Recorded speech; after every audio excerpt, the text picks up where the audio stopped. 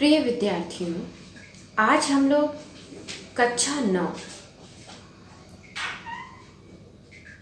के अभ्यास 3 गृह कार्य व्यवस्था के बारे में पढ़ेंगे। इसमें हम लोग कार्य व्यवस्था का अर्थ, गृह कार्यों का विभाजन, गृह कार्यों पर प्रभाव डालने वाले कारक, कार्य व्यवस्था को कुप्रभावित करने वाली बातें, गृह व्यवस्था के साधन, पारिवारिक आय, परिवार कल्याण आदि विषयों पर चर्चा करेंगे। तो चर्चा करने से पहले हम आपसे कहना चाहेंगे कि गृह कार्य व्यवस्था प्रत्येक गृहिणी को करना ही पड़ता है।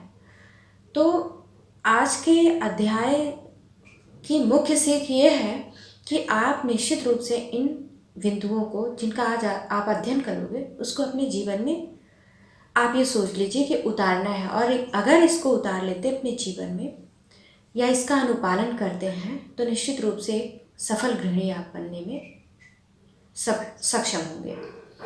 तो आइए शुरू करते हैं आज का चैप्टर। आज के चैप्टर में सबसे पहले हमें ये जानना है कि गृह कार्य व्यवस्था का अर्थ, यानी कि घर के कार्यों की जो व्यवस्था है उसका क्या अर्थ है। तो आप सभी लोग, ऐसा नहीं है कि इससे अपरिचित हो, सबको पता है कि घर के कार्यों की व्यवस्था क्या है, किसे कहते हैं। तो सुबह से लेकर के शाम तक व्यक्ति घर के कार्यों की व्यवस्था में ही लगा रहता है।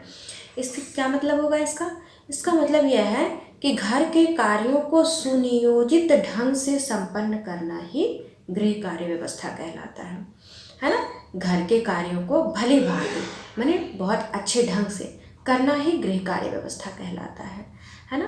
तो जो कि क्योंकि घर में हमारा अधिकतम टाइम बीतता है और हम अपने घर में व्यवस्थित ढंग से रहें और सारा कार्य समय पर पूरा होता रहे, इसलिए गृह कार्यों की व्यवस्था की जाती है। यानी कि जैसे योजना बनाना और योजना के अनुसार कार्य करना, जिससे कि कम समय, कम धन, कम मेहनत लगे और घर की व्यवस्था भी अच्छी बनी रहे।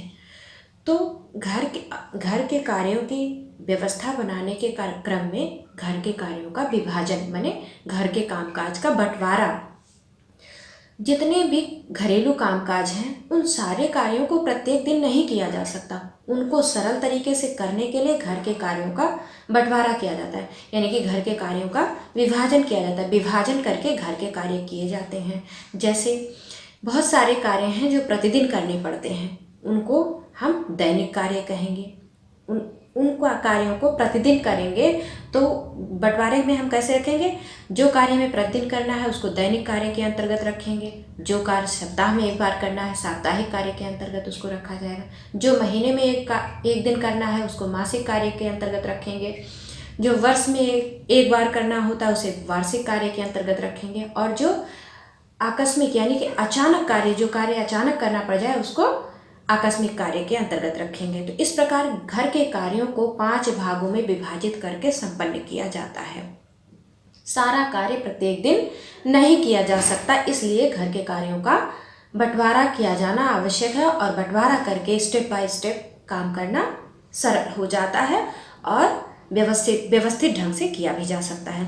तो दैनिक कार्य, जैसे बहुत सारे घरेलू कार्य होते हैं जिनको हमें प्रतिदिन करना होता है, वो दैनिक कार्य हो गए। जैसे कपड़ों की सफाई, झाड़ू पोछा, प्रतिदिन स्नान ध्यान। जैसे भोजन सबसे प्रमुख कार्य है, प्रतिदिन भोजन बनता है तो भोजन बनेगा प्रतिदिन, और बर्तन की धुलाई, ये सब कार्य प्रतिदिन किए जाने वाले हैं। तो इन कार्यों को दैनिक कार्य के अंतर्गत रखा जाता है। उसके बाद दूसरा नंबर आता है साप्ताहिक कार्य। कुछ ऐसे कार्य होते हैं जिनको हम प्रतिदिन नहीं कर सकते, जिनको हम सप्ताह में एक बार करते हैं। जैसे बिस्तर वगैरह को बिस्तर चादर को धूप दिखाना, धोबी को कपड़े देना, रसोई घर का कुछ सामान लाना हुआ, है ना, अचार आदि को धूप दिखाना, ये सब हम साप्ताहिक कार्य के अंतर्गत रख सकते हैं। या घर के विभिन्न हिस्सों की सफाई, है ना, सब कमरों में झाड़ू पोछा करना, रोज हो सकता है, ना हो पाए तो हम, जैसे बहुत अधिक कार्य का बोझ है तो सप्ताह में एक बार किया जाए, ऐसी जगहों की जहाँ रोज नहीं पहुँच पा रहे हैं। फिर उसके बाद मासिक कार्य, जो कार्य महीने में एक बार किया जाता है वो मासिक कार्य कहलाता है। मासिक कार्य जैसे जो है धोबी का हिसाब करना, दूध वाले का हिसाब करना, महरी का हिसाब करना, सबका पैसा देना, ये सब मासिक कार्य के अंतर्गत आता है ना। फिर है वार्षिक कार्य। जो कार्य वर्ष में एक बार किए जाते हैं वे वार्षिक कार्य कहलाते हैं। तो वर्ष में एक बार किया जाने वाला कार्य कौन सा है? वर्ष में एक बार किया जाने वाला कार्य जैसे त्योहारों के अवसर पर साफ सफाई, बड़े पैमाने पर रंगाई पुताई, ये वार्षिक कार्य के अंतर्गत आता है ना। और जैसे अचार, चटनी, मुरब्बे आदि बनाना भी वार्षिक कार्य के अंतर्गत आता है। जैसे आम वर्ष में एक ही बार आते हैं, तो आम के सीजन में आम का अचार रखना वार्षिक कार्य के अंतर्गत आ जाता है।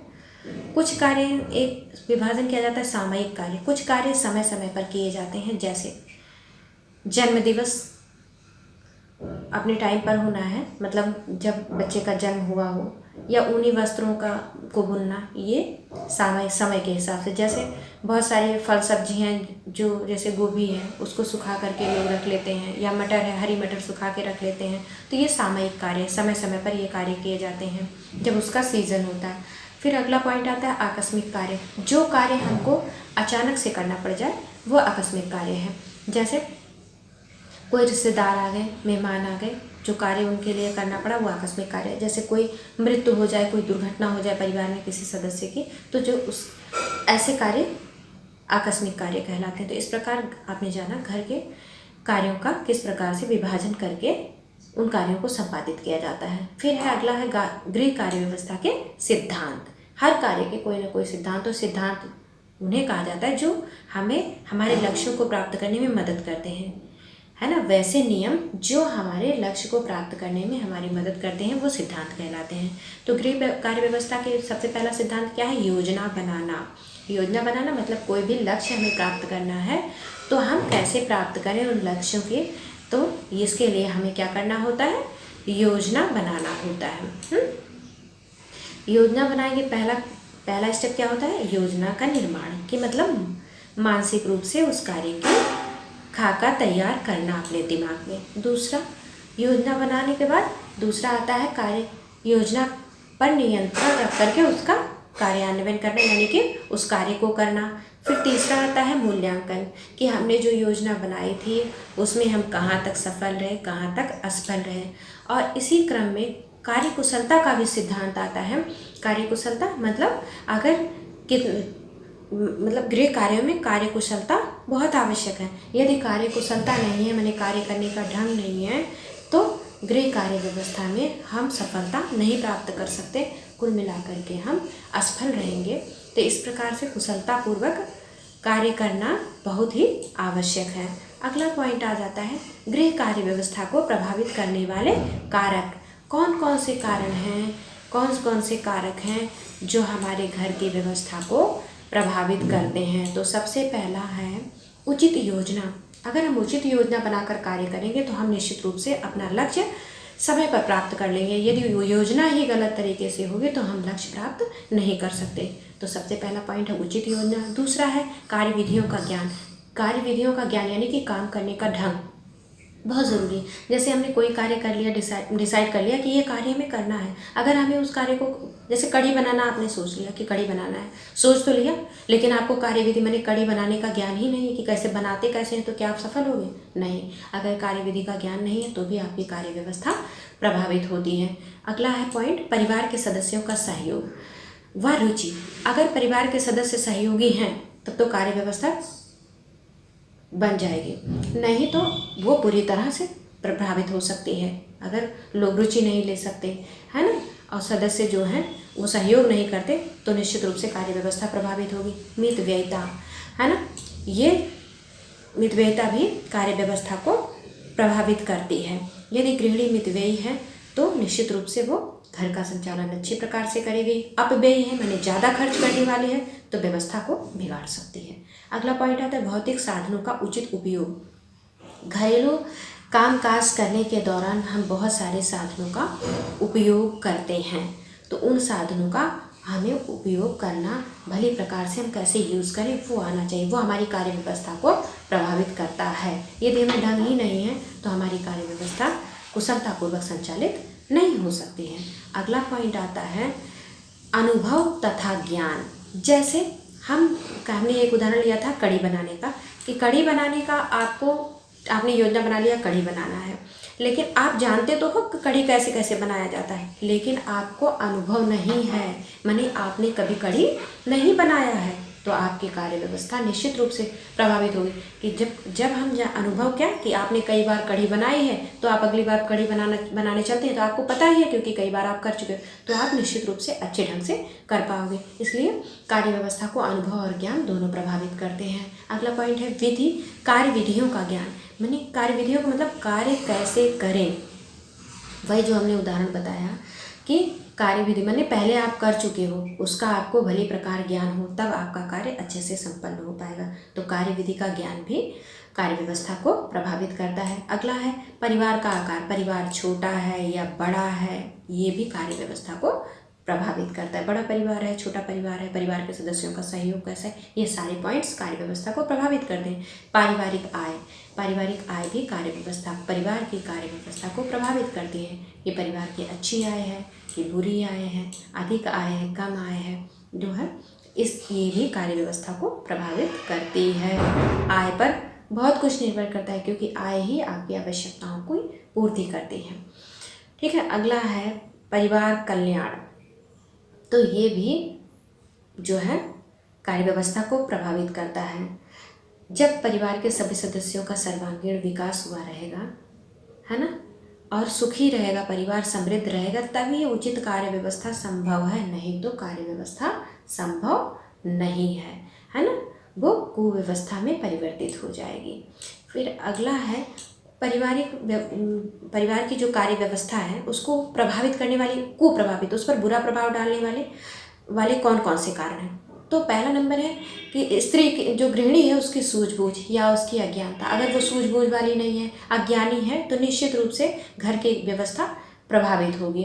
और भौतिक साधन नहीं है, भौतिक साधन है भी तो उनका यूज़ करना नहीं आ रहा है, ये भी कार्य व्यवस्था को प्रभावित करता है। जैसे मिक्सी है घर में, मिक्सी का यूज़ ही नहीं पता कि मिक्सी में क्या पीस सकते हैं, सूखा पीस सकते हैं, गीला पीस सकते हैं, नहीं पीस सकते, क्या कर सकते हैं, उसका क्या क्या यूज़ है। बहुत सारे लोगों के पास सामान तो होता है लेकिन उसका यूज़ उन्हें नहीं आता, तो निश्चित रूप से उसका लाभ हम नहीं ले सकते और हमारी कार्य व्यवस्था प्रभावित होगी।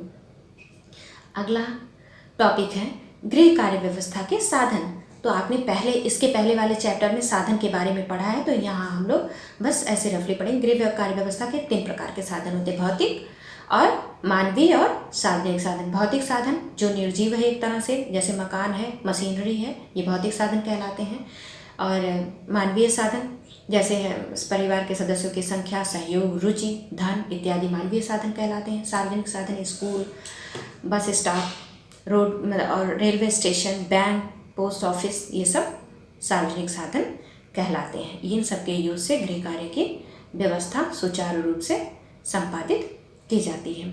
अगला पॉइंट आता है आपका गृह कार्य व्यवस्था, यानी कि घर के कामों की व्यवस्था में समय, श्रम, बचाव, उपकरणों एवं साधनों का महत्व। हम घर के कार्यों की व्यवस्था तक तो जान गए, लेकिन घर के कार्यों की व्यवस्था में समय और श्रम, माने समय यानी कि टाइम और श्रम माने मेहनत, बचाने वाले कौन कौन से उपकरण हम यूज़ करते हैं, उनका हमारे कार्यों की व्यवस्था में या हमारे घर के कार्यों की व्यवस्था में क्या महत्व है। तो सबसे पहले हम जान लें कि हम किन किन बहुत सारे उपकरणों का यूज़ करते हैं। हम जैसे आजकल तो बहुत ज़्यादा आधुनिक युग में तो बहुत सारे उपकरण आ गए हैं, पहले तो कुछ भी नहीं था, लेकिन इस समय हम बहुत सारे उपकरणों का यूज़ करते हुए अपने काम को सरल बना चुके हैं। जैसे सबसे पहला है कि अब जो है आपने प्रधानमंत्री उज्ज्वला स्कीम के अंतर्गत अब तो सबके घर में गैस चूल्हा होगा, तो अब जो है धुआं रहित चूल्हा से मुक्त करने के लिए, धुआं युक्त चूल्हे से मुक्त करने के लिए सबको फ्री में गैस कनेक्शन दिया गया। तो गैस तो सबके घर आ गया है, तो सभी लोग यूज़ कर रहे हैं। तो ये आपके समय को, श्रम को कई तरह से बचाता है। जैसे खाना बनाने के लिए आप इसका यूज़ कर रहे हैं, तो अगर चूल्हे पर बनाते हैं तो लकड़ी के बुझ जाने का भय रहता है। यहाँ पर आपको मीडियम आंच पर पकाना है, स्लो पर पकाना, हाई पर पकाना, आपने सेट कर दिया, काम हो रहा है। आपको बार बार लकड़ी नहीं लगाना है, उसमें समय नहीं देना है, श्रम भी नहीं देना है। हाँ, थोड़ा सा ध्यान जरूर रखना है, सावधानी पूर्वक अगर कार्य ना किए जाए इन उपकरणों से तो इससे दुर्घटना भी हो जाती है। बस सावधानी की आवश्यकता होती है कि सावधानी पूर्वक कार्य करें, तो ये आपके समय और श्रम को, और इससे बनने पर खाना बनाने पर बर्तन में कालिख नहीं लगती। तो बर्तन में मांजने में जो समय हम लोग दिया करते थे और समय और प्लस मेहनत, वो दोनों बच रहा है। तो इस तरह से गैस चूल्हा आपका समय और श्रम बचाने का पहला उपकरण हो गया। लेकिन इस पर सावधानी का विशेष ख्याल रखना है। दूसरा है प्रेशर कुकर। प्रत्येक घर में प्रेशर कुकर यूज़ किया जा रहा है। प्रेशर कुकर भी समय और शक्ति बचा रहा है और धन भी बचा रहा है। धन कैसे? क्योंकि उसमें कम ईंधन में भोजन प्रेशर से पकता है, ताप और दाब से पकता है, इसलिए जल्दी पक जाता है। इसलिए वो समय, श्रम और धन तीनों की बचत कर रहा है। और प्रेशर कुकर में भी बहुत सावधानी रखनी है कि उसकी मतलब सीटी बंद ना हो, नहीं तो प्रेशर कुकर, क्योंकि प्रेशर इसमें बनता है और अगर वो बाहर नहीं निकला समय समय पर तो कुकर फट सकता है और बड़ी दुर्घटना हो सकती है। तो इन सबको प्रयोग करने में सावधानी रखनी चाहिए, है ना। लेकिन ये क्या है, ये हमारे बहुत यूज़ के हैं। हमारे समय, श्रम यानी कि समय, टाइम, मेहनत और धन सबकी बचत करते हैं। अगला आता है मिक्सी। मिक्सी आप सभी को पता है, बहुत सारे घरों में मिक्सी का यूज़ होता होगा, बहुत सारे घरों में अभी नहीं होगा। लेकिन आप उसका अभी नहीं है तो क्या हुआ, भविष्य में आप उसका यूज़ करोगे, है ना। आप एक कुशल गृहिणी बनोगे तो हर चीज़ का यूज़ करोगे और हर चीज़ का यूज़ करके अपने घर के कार्यों की व्यवस्था बनाओगे। तो आप मिक्सी का यूज़ करोगे। मिक्सी में कोई भी चीज़ हम बड़ी सहजता से पीस सकते हैं। वही चीज़ सिलबट्टे पर पीसने में हमें मेहनत और समय दोनों ज़्यादा देना पड़ता था, लेकिन मिक्सी में क्या है कि हम मिनटों में ही कुछ भी पीस सकते हैं, ठीक है।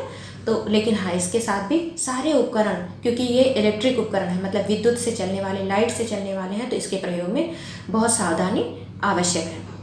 फिर उसके बाद कुकिंग रेंज। कुकिंग रेंज मतलब खाना पकाने की मशीन है ना। इसमें नीचे गैस होता है, ऊपर बॉक्स बने होते हैं, तो इसमें हम एक साथ में कई सारे मतलब चीज़ें एक साथ में पका सकते हैं। इसमें जो है पकने वाला भोजन स्वच्छ होगा, क्योंकि ये पैक होता है ना, और पौष्टिक होगा।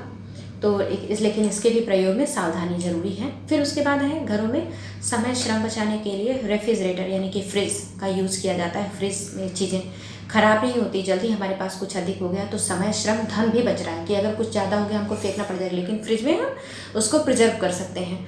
तो फ्रिज का यूज़ किया जाता है। इसमें हमारे पास मान लीजिए टाइम नहीं है तो हम एक बार में 2 बार का आटा गूँथ लिए और उसमें रख दिया तो हम यूज़ कर रहे हैं। तो इस तरह से ये हमारा समय बचाता है, श्रम बचाता है और धन भी बचाता है। कोई भी चीज़ हम फेंकने से बेहतर है कि उसमें रख दो, दोबारा यूज़ कर लिया जाएगा।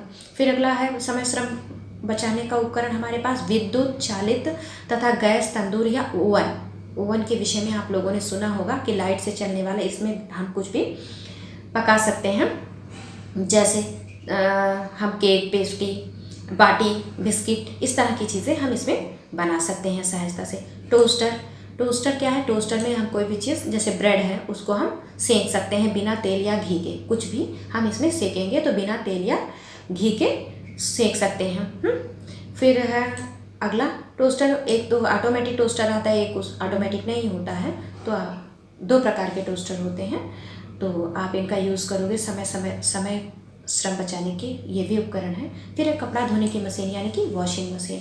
तो बहुत सारे घरों में वॉशिंग मशीन का यूज़ किया जाता है कपड़ा धोने के लिए। इससे क्या होता है कि हमारा समय और मेहनत दोनों बचता है। वॉशिंग मशीन में कपड़ा लगा दिया, टाइम सेट कर दिया, टाइम पूरा हो जाने के बाद ऑटोमेटिकली वो बंद हो जाती है। अब तो हाई टेक्नोलॉजी की मशीनें आ रही हैं, तो उसमें जो है कुछ भी नहीं करना है, वो अपने आप से कपड़ा धुल देगा, केवल निकाल के फैलाना रहेगा। उसमें पानी में निचोड़ भी देता है, फुल्ली ऑटोमेटिक जो वॉशिंग मशीन होती है। तो इस तरह से ये साधन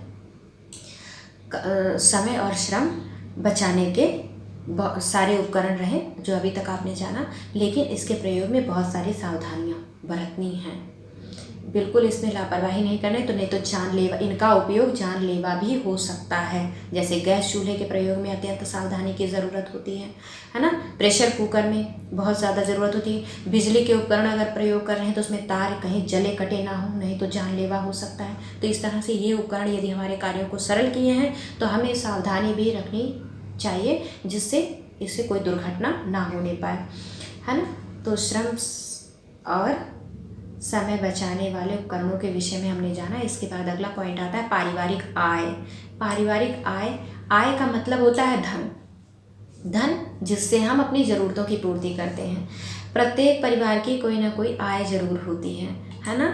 प्रत्येक परिवार की कोई ना कोई आय ज़रूर होती है। जैसे कि जिससे वो अपनी आवश्यकताओं की पूर्ति करता है। ऐसा तो है नहीं कि कोई ऐसा परिवार नहीं होगा जिस परिवार में कहीं किसी न किसी माध्यम से धन कमाया ना जाता हो। मतलब कार्य के बदले, हमारे दैनिक कार्यों के बदले जो हमें धनराशि मिलती है वही हमारी आय कहलाती है। आय दो प्रकार की होती है। कौन कौन सी? आय नंबर 1 उपार्जित आय, नंबर 2 अनुपार्जित आय। उपार्जित आय जो व्यक्ति अपने प्रयत्नों से अर्न करता है वो उपार्जित आय, जैसे नौकरी है, व्यापार है, मजदूरी, पेंशन, इन सब से जमा जो धन है उन पर ब्याज के रूप में जो प्राप्त हो रहा है, रॉयल्टी प्राप्त हो रही है, ये सब उपार्जित आय है। अनुपार्जित आय क्या होती है? अनुपार्जित आय जैसे मान लीजिए कहीं लॉटरी लग गई है ना, विवाह आदि में उपहार मिल गया, ये सब अनुपार्जित आय है। तो अगला पॉइंट है पारिवारिक आय के साधन। अब हम ये जानें कि जो हमें धन प्राप्त होते हैं वो किन किन माध्यमों से प्राप्त होते हैं। जैसे आप जानते होंगे कुछ परिवारों में लोग नौकरी करते हैं, नौकरी के बदले उनको वेतन मिलता है, तो इनकी आय का साधन नौकरी हो गया। कुछ परिवार में मजदूरी की जाती है, तो मजदूरी के बदले जो धनराशि प्राप्त होती है वो इस परिवार के आय के साधन हो गए।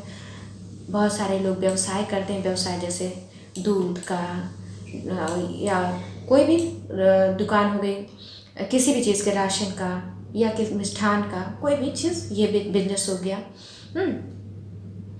तो और ये आय का साधन हो गया।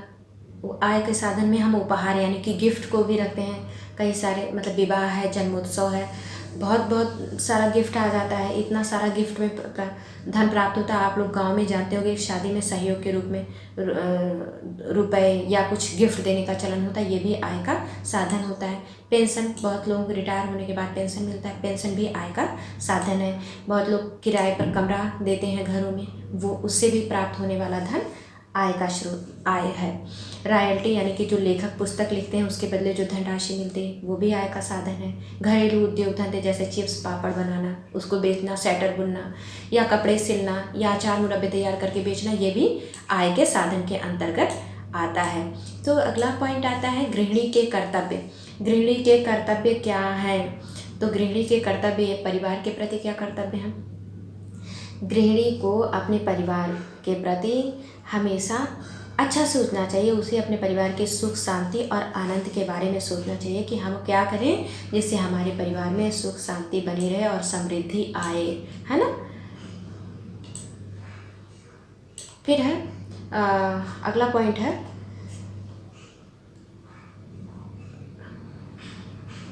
शिक्षा संबंधी कर्तव्य। दूसरा पॉइंट है गृहिणी के शिक्षा संबंधी पारिवारिक कर्तव्य में कि उसको परिवार के सदस्यों के साथ अच्छे से रहना है, परिवार में सुख शांति बना के रखना है, लोगों के बीच तालमेल बना के रखना है, अच्छे से परिवार चलाना है। दूसरा है शिक्षा संबंधी कर्तव्य, उसे स्वयं शिक्षित होनी चाहिए और उच्च शिक्षित होनी चाहिए ताकि वह अपने साथ साथ अपने परिवार, क्योंकि आज की जो छात्रा है वो कल की गृहिणी है और गृहिणी है माँ है, फिर उसके बाद वो माँ है। तो क्या करेगी वो? आप पहले तो आप खुद के लिए ज़रूरी है कि शिक्षित हो, उच्च शिक्षित हो, फिर उसके बाद अपने परिवार के लिए और उसके बाद अपने बच्चों के लिए, ताकि वो अपने बच्चों को अच्छी शिक्षा दे सके। धार्मिक कर्तव्य क्या है गृहिणी के? तीसरा पॉइंट है धार्मिक कर्तव्य।